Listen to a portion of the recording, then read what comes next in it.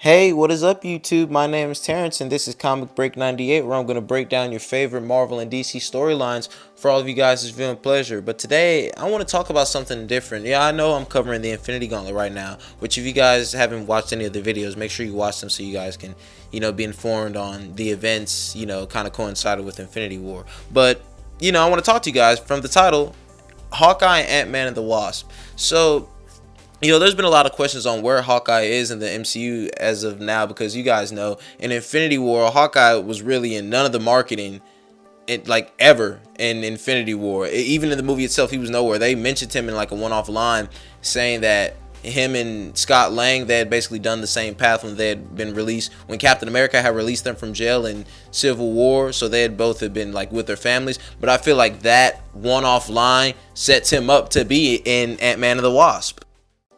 So I want to bring you guys back to that first teaser trailer for the Ant-Man and the Wasp trailer. You guys know what I'm talking about if you remember. When it was all of the actors just talking about where are Ant-Man and the Wasp, where were they? And we get that one line from Black Widow. Maybe they're in the same place as Hawkeye.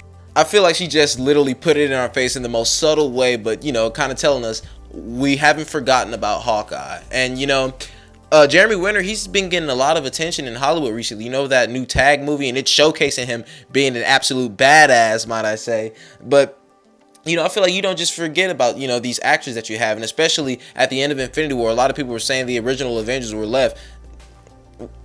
So we just gonna forget about Hawkeye? But a lot of things, or one thing that people seem to forget about Hawkeye, or just didn't know in general, that Hawkeye actually was Goliath at one point in the comics, which is something that is very, very plausible to this whole argument, because we've seen in the trailer Lawrence Fishburne he was talking about the Goliath project, and he's actually Ben Foster, who is actually Black Goliath in the comic books. But Hawkeye was basically, he became Goliath in Avengers number 63 in 1969. So I feel like they can use some type of technology stuff with like the quantum realm and whatnot. Lawrence Fishburne is kind of old, so he can't do it. So maybe he uses Hawkeye. He uses the Goliath gene to help, or the Pym particles, I'm sorry. But he does this to basically help Ant-Man and the Wasp, basically, I guess, stop ghosts or whatever they're trying to do. And Hawkeye and Ant-Man, they actually did kind of form a relationship during Civil War. Hawkeye was actually the one that kidnapped Ant-Man and brought him to Captain America. And they did the whole iconic, when Ant-Man gets on Hawkeye's arrow and he shoots them. So they already know each other really well.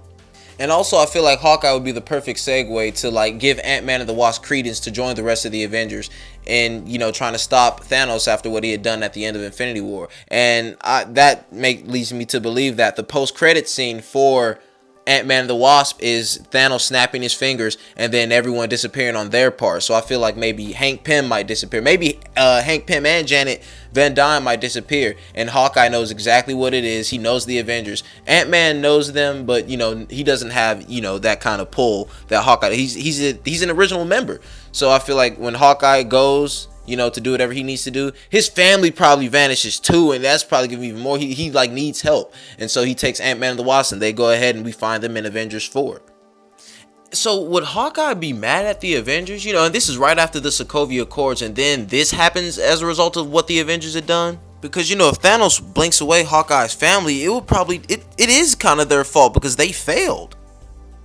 But a lot of people rag on Hawkeye. Man, I love Hawkeye. I mean, I feel like the MCU, they did a good job with him. I feel like, I guess other than the fact that he's not as much of a jokester as he is in the comic books, I feel like that's the one thing that I don't really get a sense from. Hawkeye is kind of a jokester, kind of like Spider-Man.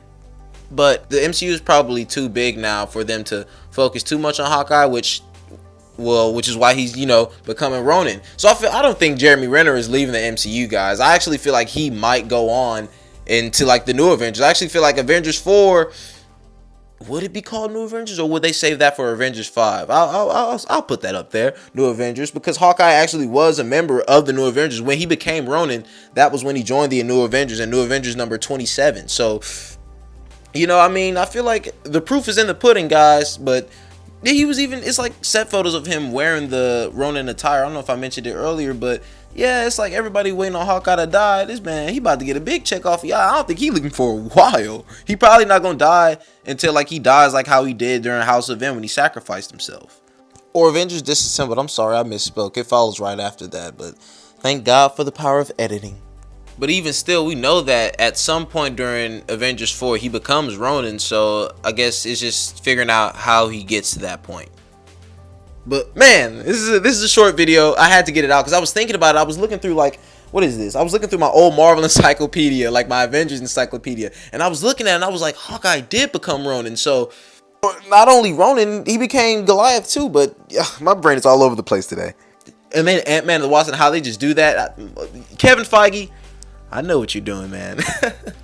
But if you guys want to discuss this more, please remember to comment, tell me what you guys think about it. Like the video if you guys do like it, and remember to subscribe. And also, if you guys, I mentioned it earlier, but I'm also covering the Infinity Gauntlet right now, coinciding with Infinity War's release and all that. So if you guys want to know where Infinity War got most of his inspiration from, be sure you check out those videos. I'm actually releasing, at the time that I post this video, I'll probably already have video number 3 released. But yeah, make sure you guys watch those. And yeah, you guys have a good rest of your day, and I'll see you later. Goodbye.